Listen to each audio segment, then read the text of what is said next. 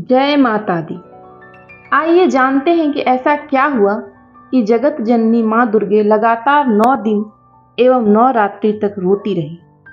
बहुत पहले की बात है। दुर्गम नाम का एक महान दैत्य था। उसकी आकृति बड़ी ही भयंकर थी। ब्रह्मा जी की तपस्या कर उनसे वरदान प्राप्त कर दुर्गम महाबली हो गया था। अपनी तपस्या से ब्रह्मा जी को प्रसन्न कर उसने चारों वेदों को अपने हाथ में कर लिया और पृथ्वी पर अनेक उत्पात शुरू कर दिए। वेदों के अदृश्य हो जाने पर सारी धार्मिक क्रियाएं नष्ट हो गई। सभी यज्ञ हवन आदि बंद हो गए तथा देवताओं को यज्ञ भाग मिलना बंद हो गया। मंत्र शक्ति के अभाव में नियम, धर्म, जप, तप, संध्या, पूजन तथा देव कार्य एवं पितृ कार्य सभी कुछ लुप्त से हो गए। धर्म मर्यादाएं विसंखलित हो गई। न कहीं दान होता था, न यज्ञ होता था। इसका परिणाम यह हुआ कि पृथ्वी पर 100 वर्षों तक के लिए वर्षा बंद हो गई। तीनों लोकों में हाहाकार मच गया। सब लोग दुखी हो गए। सबको भूख प्यास का महान कष्ट सताने लगा। कुआं, बावली, सरोवर, सरिताएं और समुद्र सभी जल से रहित हो गए। समस्त वृक्ष और लताएं भी सूख गई। प्राणी भूख प्यास से बेचैन होकर मृत्यु को प्राप्त होने लगे। देवताओं तथा भूमंडल के प्राणियों की ऐसी दशा देखकर दुर्गम बहुत खुश था, परंतु इतने पर भी उसे चैन न था। उसने स्वर्ग पर भी अपना अधिकार जमा लिया। देवता उसके भय से भाग खड़े हुए, पर जाए कहाँ। सब और तो दुर्गम का उत्पात मचा हुआ था। तब उन्हें शक्तिभूता जगत जननी करुणामयी माता की याद आई। वे सभी जगत कल्याणी माता शक्ति के पास हिमालय क्षेत्र पहुंचे। देवता कहने लगे, महामाया, अपनी सारी प्रजा की रक्षा करो, रक्षा करो। माँ, जैसे आपने शुंभ, निशुंभ, धूम्राक्ष, चंड, मुंड, मधु, कैटव तथा महिषासुर का वध कर संसार की रक्षा की, देवताओं का कल्याण किया है, उसी प्रकार जगदम्बिके इस दुर्गम नामक दुष्ट दैत्य से हम सब की रक्षा करो। हे माँ, घोर अकाल पड़ गया है, हम सब आपकी शरण में हैं। हे देवी, आप कोई लीला दिखाएं, नहीं तो यह सारा ब्रह्मांड विनष्ट हो जाएगा। माता, आप शरणागतों की रक्षा करने वाली हैं, भक्त वत्सला हैं, समस्त जगत की माता हैं। माँ, आप में अपार करुणा है। आपके भ्रू संकेत मात्र से प्रलय हो जाता है। आपके पुत्र महान कष्ट पा रहे हैं। फिर हे मातेश्वरी, आज आप क्यों नहीं आ रही हैं? आप क्यों विलंब कर रही हैं? हमें दर्शन दें। अपने पुत्रों की यह हालत माँ से देखी न गई। भला पुत्र कष्ट में हो तो माँ कैसे सहन कर सकती है? फिर देवी तो जगत माता है, माताओं की भी माता है। उनके करुणा की क्या सीमा।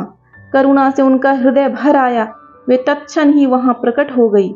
उस समय त्रिलोकी की ऐसी व्याकुलता भरी स्थिति देखकर कृपामयी माँ की आंखों से आंसू छलछला आए। भला 2 आंखों से हृदय का दुख कैसे प्रकट होता। माँ ने सैकड़ों नेत्र बना लिए, इसलिए आप शताक्षी कहलाई। नीली नीली कमल जैसी दिव्य आंखों में माँ की ममता आंसू बनकर उमड़ आई। इसी रूप में माता ने सबको अपने दर्शन कराए। उनका मुखारविंद अत्यंत ही मनोरम था। वे अपने चारों हाथों में कमल पुष्प तथा नाना प्रकार के फल मूल लिए हुई थी। करुणा हृदय भगवती भुवनेश्वरी प्रजा का कष्ट देखकर लगातार 9 दिन और 9 रात तक रोती रही। उन्होंने अपने सैकड़ों नेत्रों से अश्रु जल की सहस्त्रों धाराएं प्रवाहित की। देवी शताक्षी के सैकड़ों नेत्रों से जो अश्रु जल की सहस्त्रों धाराएं प्रवाहित हुई, उनसे 9 दिनों तक पृथ्वी पर महान वृष्टि होती रही। इस अथाह जल से पृथ्वी की सारी जलन मिट गई। सभी प्राणी तृप्त हो गए। सरिताओं, सरोवरों और समुद्रों में अगाध जल भर गया। संपूर्ण औषधियां, वृक्ष, लताएं सभी तृप्त हो गई। उस समय भगवती ने अनेक प्रकार के शाक तथा स्वादिष्ट फल देवताओं तथा अन्य सभी को अपने हाथ से बांटे तथा खाने के लिए दिए और भांति भांति के अन्न सामने उपस्थित कर दिए। उन्होंने गौओं के लिए सुंदर हरी हरी घास और दूसरे प्राणियों के लिए उनके योग्य भोजन दिया। अपने शरीर से उत्पन्न हुए शाकों द्वारा उस समय देवी ने समस्त लोकों का भरण पोषण किया, इसलिए देवी का शाकंभरी यह नाम विख्यात हुआ। देवी शाकंभरी की कृपा से देवता, ब्राह्मण और मनुष्यों सहित संपूर्ण ब्रह्मांड संतुष्ट हो गया। सबकी भूख प्यास मिट गई। उन सभी को अपनी माता के दर्शन हो गए। संपूर्ण ब्रह्मांड में हर्ष छा गया। उस समय देवी ने पूछा, देवताओं, अब तुम्हारा कौन सा कार्य मैं सिद्ध करूं? सभी देवता समवेत स्वर में बोले, देवी, आपने अपनी कृपा से सबका कल्याण कर दिया। अब कृपा करके दुर्गमासुर के द्वारा अपहरित वेदों को मुक्त करा दीजिए।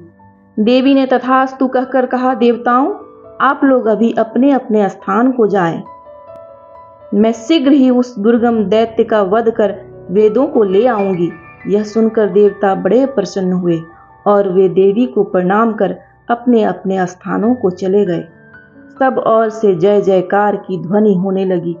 तीनों लोकों में महान कोलाहल मच गया।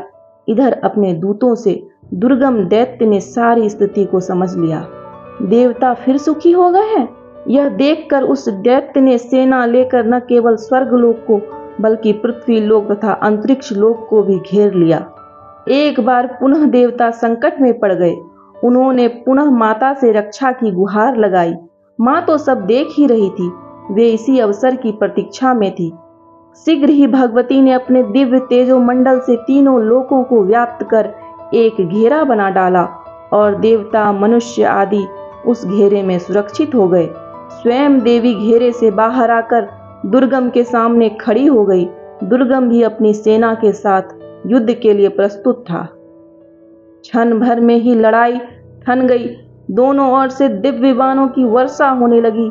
इसी बीच देवी के श्री विग्रह से काली, तारा, छिन्नमस्ता, श्री विद्या, भुवनेश्वरी, भैरवी, बगला, धूम्रा, त्रिपुर सुंदरी तथा मातंगी नाम वाली 10 महाविद्याएं उत्पन्न हुई, जो अस्त्र शस्त्र लिए हुई थी।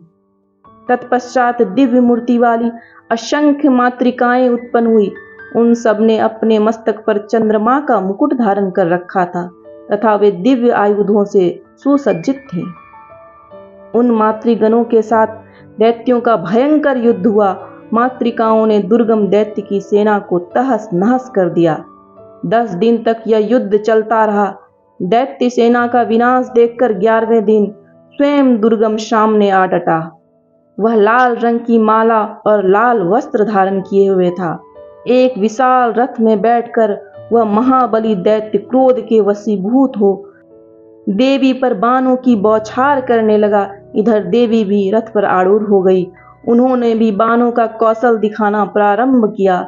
युद्ध तो भयंकर हुआ, किंतु भगवती कालरात्रि के सामने दुर्गम कब तक टिका रहता। देवी ने एक ही साथ 15 बाण छोड़े। 4 बाणों से रथ के चारों घोड़े गिर पड़े। एक बाण ने सारथी का प्राण ले लिया। 2 बाणों ने दुर्गम के दोनों नेत्रों को तथा 2 बाणों ने उसकी भुजाओं को बींध डाला। एक बाण ने रथ की ध्वजा को काट डाला। शेष 5 बाण दुर्गम की छाती में जाकर घुस गए। रक्त का वमन करता हुआ वह दैत्य परमेश्वरी के सामने ही अपने प्राणों से हाथ धो बैठा। उसके शरीर से एक दिव्य तेज निकला, जो भगवती के शरीर में प्रविष्ट हो गया। देवी के हाथ से उसका उद्धार हो गया। देवी ने दुर्गम दैत्य का वध किया था, इसलिए वे दुर्गा इस नाम से प्रसिद्ध हो गई। उन्होंने वेदों को पुनः देवताओं को समर्पित कर दिया। उस दैत्य के मर जाने पर त्रिलोकी का संकट दूर हो गया। सब और प्रसन्नता छा गई। जय माता दी।